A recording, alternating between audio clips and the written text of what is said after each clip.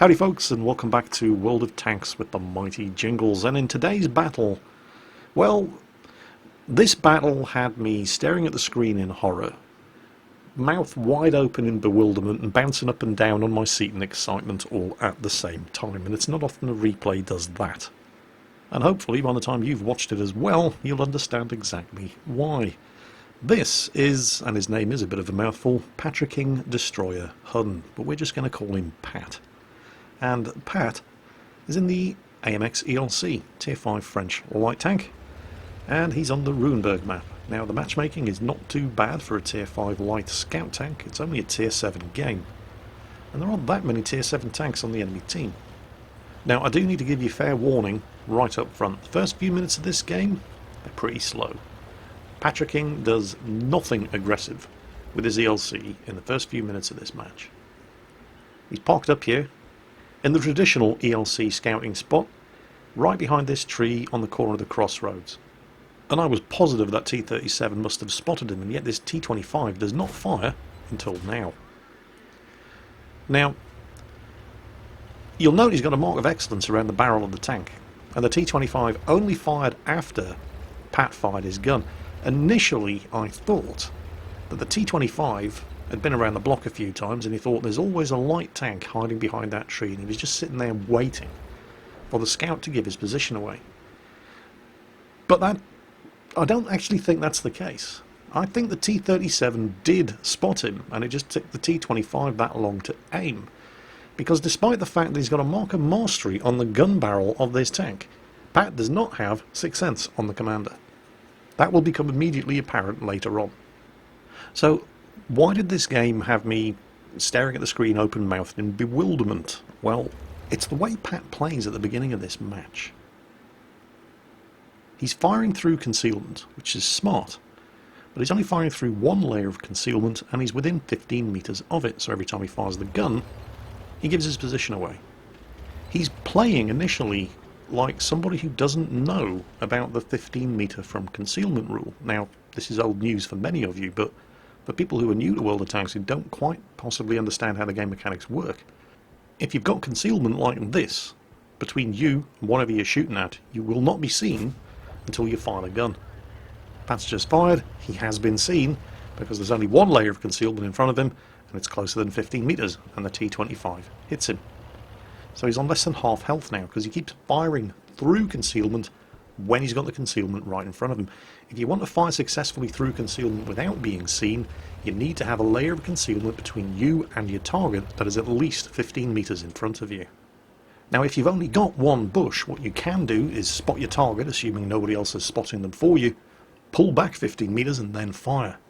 You'll continue to spot them for a couple of seconds after pulling back, and that's enough, in most cases, for you to get the shot off without being seen. And that's what's confusing about this battle, because initially Pat's behaving like somebody who does not understand this rule. In a second you're going to see him pull the camera back and check his concealment to see if any of the outline of his tank, there it is visible through the bush, as if he can't understand why he's getting shot every time he fires through the bush. His tank has a 360 meter view range indicated by the green circle on the minimap, and you can see that the T-25, when it pops out, is inside that view range circle. But here's the thing, the T-25 also has a 360 meter view range, so if he can see the T-25 and shoot at him, the T-25 can see him when he shoots. So you can understand my confusion. Pat's behaviour does not really correspond with somebody who's got a mark of mastery on the gun barrel of his ELC. At this point I'm thinking to myself, am I just watching a replay from a newbie who happens to have a lucky game? And then he starts doing it. This is it, perfectly. Pulls back. Now he can't see through the bush. That tells you that they're more than 15 meters away. But you can still see the targets on the other side because they're being spotted by other members of your team. That's how you do it. And he's doing it now, yet he wasn't doing it earlier. It just didn't make any sense. So, okay, faith restored. I'm not confused anymore. He does actually know what he was doing, he just wasn't doing it. I think he was misjudging the view range of the T-25s, that might have been it. Now, he has been playing a very, very passive game so far, but he's not going to have the opportunity to do that for much longer. He's put some shots into the rear of this IS as he chases down the Cromwell. The Cromwell's managed, on 3 health, to kill a T-37, but he's about to run into trouble. Pat shot, went a bit wide and just blew the tracks off the IS, which is going to buy the Cromwell a bit of breathing space, but you can see on the minimap the Cromwell's just run into a T-34-100, and he scored a hit, but as he's trying to pull back, the T-34-100 finishes him off. And that T-25 over there is about to eliminate the last surviving teammate on his team. Pat is now all alone against 7 enemy tanks, and he only has 160 health, so he needs to make this count. Takes the shots, kills the T-25, shot comes in from the rear, spotted by the T-37. Remember, the first time he knows he's been spotted is when he starts getting shot at. He does not have sixth sense on the commander of his ELC. Now he's being capped by the T-34-100. It's him against 6 enemies. The T-37 is a one-shot. Oh crap, T-37's brought a friend to the party, T-34-85. Yep, time to be somewhere else. The T-34-100 is probably getting yelled at by his team, no cap, kill all, which under the circumstances, there are 6 of them, is completely understandable. Takes a hit from the T-37 but gets the kill. Now he's on the barest sliver of health. Is the T-34-100 about to reconsider his decision to start capping? When it was 7 against 1, you can kind of understand why he decided to farm some capture points. He was probably sitting there thinking to himself, well, there's only one enemy tank, plenty of other members of the team are closer to him, I'm never going to get over there in time, I'll sit here and farm some capture points. But then there was 6 against 1, and now it's 5 against 1, and he's still capping. At this point, however, he may be sitting there in the cap circle thinking to himself, hell, I'd better stay here and cap, this guy might win. Pat parks up behind the bush. There's the T-34-100, who clearly had sixth sense, knows he's been spotted, starts pulling back. 240 average damage on this 90mm gun, by the way, remember that. That T-34-100 has exactly 240 health. And this is when the T-34-100 does 2 stupid things. First, he leaves the capture point. And then, with 240 health, he drives across an open field in front of a tank that has a gun with 240 alpha damage. And Pat gets a low damage roll. And he has been spotted. You bet he's been spotted. But the ELC is such a low profile machine, there probably isn't another tank in the game. There, did you see that? That was close. But the ELC is small enough to be able to take cover in that tiny little patch of low ground there, next to the dead friendly artillery. Oh, and the T-34-100 made a third error there. The 90mm gun on the ELC is not particularly accurate and has a very long aiming time, and after getting away with it by the skin of his teeth, the T-34-100 squandered the low damage roll against him and just sat there waiting for Pat to finish aiming at him, and guaranteed him the kill. There's the IS. Oh, that was a near miss from artillery, shaved another 10 health off. No, the IS is again 237 health, is a one-shot kill, but it didn't go in, and yet didn't appear to see him. And there's the T-34-85 sitting there waiting for him. Pat aims up, takes the shot and pulls right back, gets down below line of sight, loses contact with the T-34-85, but the IS is still spotted. There he is. Come on, come on, it's a kill. Waits for it to aim, and just as he takes the shot, the T-34-85 turns and the shot bounces harmlessly off his turret cheek. Kill denied, but surely he's been spotted by now. Or has he? You'd think if he had, the Griller would have fired at him. And the IS's gun isn't even pointing this way. He has not been spotted. Takes the shot. Actually, no, that was a bad shot. That was angled up the glacis. It bounced. Ah, Pat must be sweating bullets by now, and he's not going to hang around to find out if he has been spotted at this point, because the GW Panther is almost certainly reloaded by now. Oh, and in fact, I did just hear artillery taking a shot at his bush. But why did they shoot at the bush? He's moved. I don't think he got spotted, you know. Here comes the T-34-85, and God knows where his gun's pointing. And come on, kill him, Pat. Yes, finally. And there's the IS. Now, you don't need to have sixth sense to know that you've been spotted under those circumstances. Not only was there only one layer of concealment between him and the T-34-85, but he moved forward and broke cover right after shooting him. And dead tanks keep spotting your position for a couple of seconds. And yet the behaviour of the IS over here, look, he's still heading down and around to the location where Pat was when he fired at the T-34-85. Did he not see him driving up this end of the road? I genuinely thought he hadn't, but then artillery takes a shot.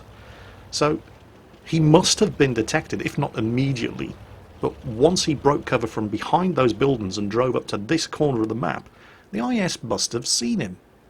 Artillery took a shot, somebody saw him, and yet, look at this guy.